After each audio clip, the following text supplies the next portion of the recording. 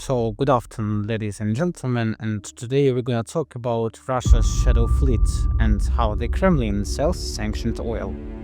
Back in January 2025, the United States dramatically expanded sanctions against what's known as Russia's shadow fleet. If you're unfamiliar with the term, think of it like a real-life game of battleship, but with the tankers instead of warships. While Russia has a visible navy involved in combat operations, it also relies on a hidden fleet of oil tankers sailing under the obscure foreign flags. These vessels are used to bypass international sanctions and keep exporting oil and gas, which generates billions to fund Russia's war. Its drones, its ammunition, its salaries for occupying forces, and others. And let's look at what makes this fleet so dangerous.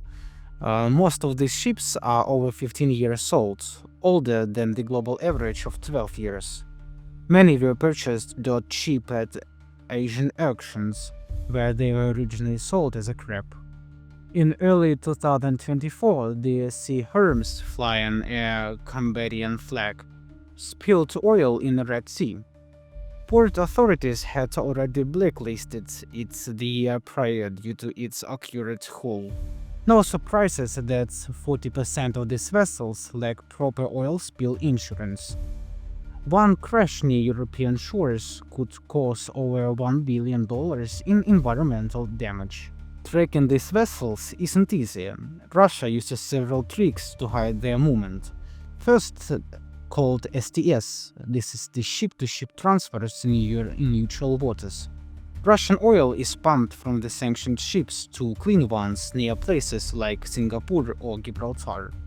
In March 2025, the tanker Pablo received 700,000 barrels of Russian oil in the Mediterranean Sea and within hours became a Spanish ship with new papers.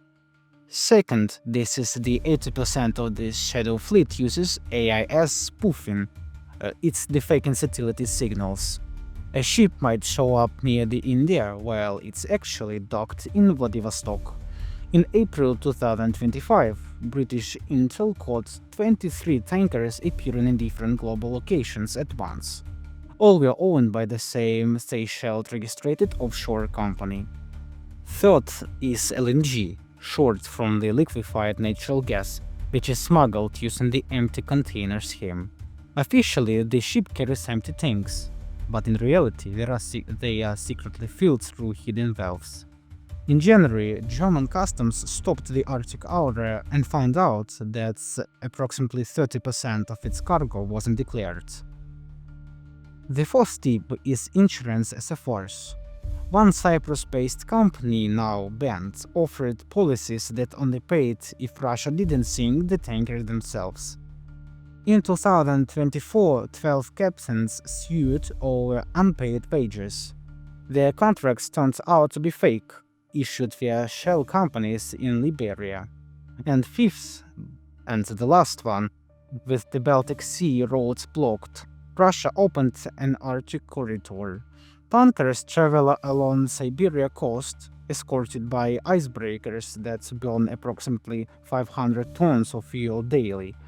In 2024, this route moved 9 million tons of oil, twice as much as the year before, but it pushed costs to 10 per barrel. And now, when we understand what we're dealing with, let's dive into how the international community is fighting back against Russia's invisible fleet. In January 2025, the US Treasury added 183 tankers to its sanctions list, essentially doubling the number of blacklisted vessels. This includes all specialized shuttle tankers moving oil from Russia's Arctic and Pacific projects, the Chinese terminal operator Shandong United Energy Pipeline Transportation Co., including its subsidiaries, and the Russian giants like Gazprom Neft and Surgutneftegaz, which together account for nearly 30% of Russia's seaborne oil exports.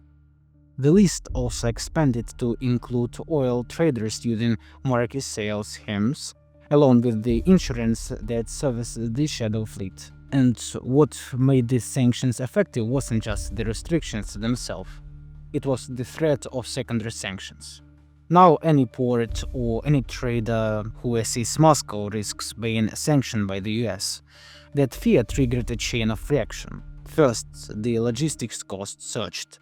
Second one, the insurance premiums spiked even for ships not yet sanctioned.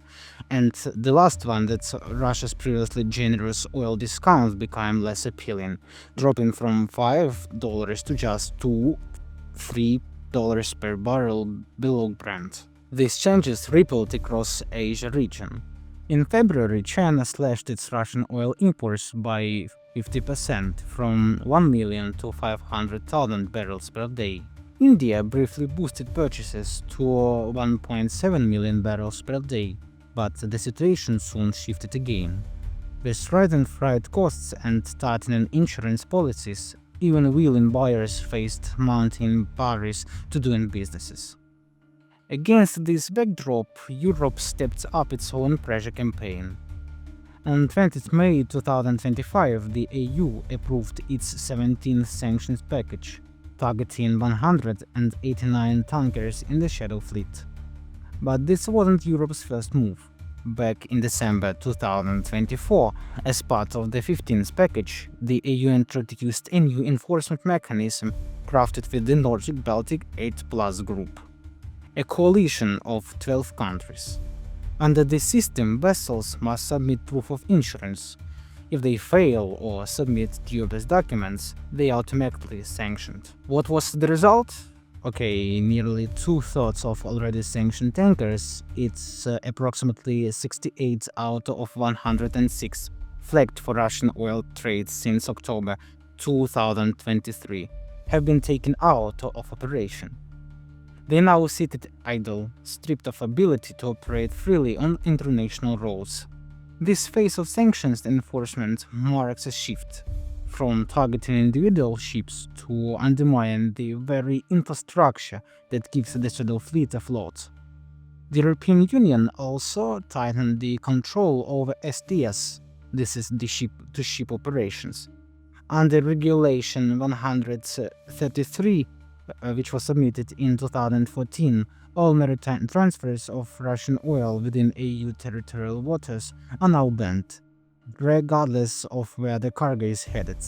The European Parliament is considering even stricter measures, including a ban on any STS operations involving Russia's oil in exclusive economic zones. This would include tougher reporting requirements and potential bans from EU ports for violators. In both the EU and UK, there is growing momentum to require insurance checks on all tankers passing through their waters. The goal is to expose ships with fake or no insurance. The UK has already implemented this. Tankers transferring the English Channel must now prove they carry valid P&I insurance. The British government concluded that the Shadow Fleet undermines international maritime norms and poses serious environmental risks. In June, the European Commission is set to introduce a bill that would ban all new contracts for Russian gas and LNG starting in late 2025 and forever terminate existing ones by the end of 2027. The message is clear. Ramp up the pressure until Russia loses its last major revenue stream, natural gas. And there is more to come. The 18th EU sanctions package expected this fall could include restrictions on LNG tanker services and revision of oil price cap. Many analysts believe that taken together, these measures could push the Russian economy to the breaking point within the year.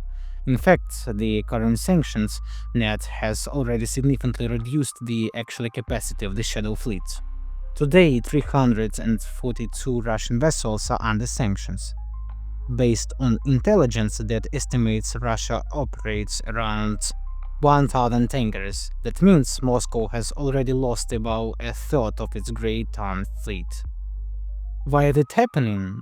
This aging, poorly insured ships can't dock at key transfer points. The average age of the fleet is now over 20 years, rising risk and insurance costs. By the end of this year, the share of Russian crude moved by the Shadow Fleet may fall from the current 53% to just 40%. while G7 plus flagged vessels will handle more of the load.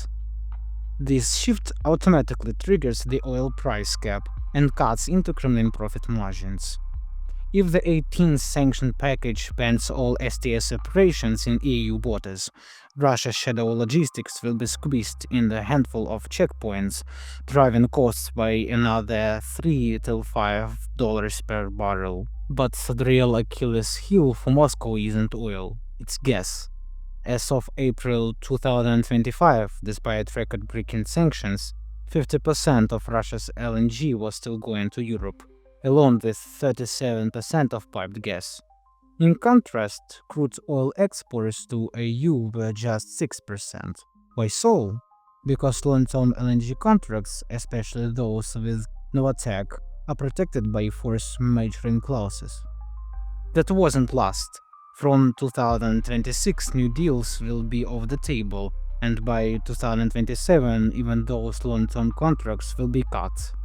Without access to European terminals, the surplus gas will have to be redirected to Turkey and Asia at higher logistical costs and with smaller profit margins. And this is where Washington might step in. According to Reuters, US envoy Steve Witkoff and Russian sovereign wealth fund head Kirill Dmitriev have already discussed models in which America investors would buy stakes in Nord Stream or even Gazprom itself, take Russian gas, and resell it to Europe under the US-mediated label. For the US, this means transparently and fees. For Russia, it offers political cover, but for the EU, it creates a painful choice between sanctions, unity, and pressure from its closest allies. But for now, this remains an unlikely path given Europe's hard line on energy ties with Russia. Meanwhile, Europe faces another emerging challenges. Russian fighter jets escorting sanctioned tankers. Just last week, Estonian forces made radio contact with the Jaguar, a Russian tanker sanctioned by the UK. During the attempted inspection, a Russian Su-35 fighter jet flew over the ship, inside Estonia airspace. Moves like this are clearly intimidation tactics, meant to deter enforcement. But no one should be overly alarmed. Russia simply doesn't have enough aircraft to escort even a third of its tanker fleet. So yes, this shadow fleet is sinking, just not as quickly as we would like. The real breaking point will come when sanctions start targeting the infrastructure behind it, the STS hubs, where oil is transferred between ships offshore, and the European gas corridor, which remains a key source of revenue for the Kremlin. What's Ukraine doing in all this? It's striking directly at the heart of Russia's oil infrastructure. One of the biggest recent hits was the disabling of the station in Krasnodar Krai, a major transit point for Kazakh oil. According to Bloomberg, Russia also had to temporarily halt another vital export route through the Ust-Luga port on the Baltic Sea after Ukrainian drones hit key pumping stations. Ukraine's maritime drones, known as Sea Minimum, used radar to scan tankers for structural weaknesses. In July 2025, strike on the Ust-Luga, the drones targeted pressure vessels, components that are hard to replace quickly due to sanctions. As a result, Russia had to cut its Baltic oil exports by 40%, and emergency repairs cost the state budget around $2 billion. These attacks are seriously compromising Russia's logistics. Targeted strikes on refineries and transfer stations are damaging specialized equipment that can't be quickly repaired or replaced. This creates not just short-term supply disruptions, but also forces Moscow to find new export routes and terminals. As a result, logistics costs are rising and distributional channels are shrinking. In the end, it's the combined impact on sanctions and Ukraine's direct strikes that's hitting Russia where it hurts. The Kremlin is now spending massive sums just to maintain access to its remaining markets. Soaring freight rates, shrinking discounts, and growing insurance risks are turning Russia oil into a liability rather than a strategic asset. That's why I believe that we will win, and I think that for Europe and US who are supporting Ukraine in our fight, So, and ladies and gentlemen, it's the end of our video. I want to thank for your views, and if you want, you can comment and we will reply for you. Thanks for watching and have a nice day.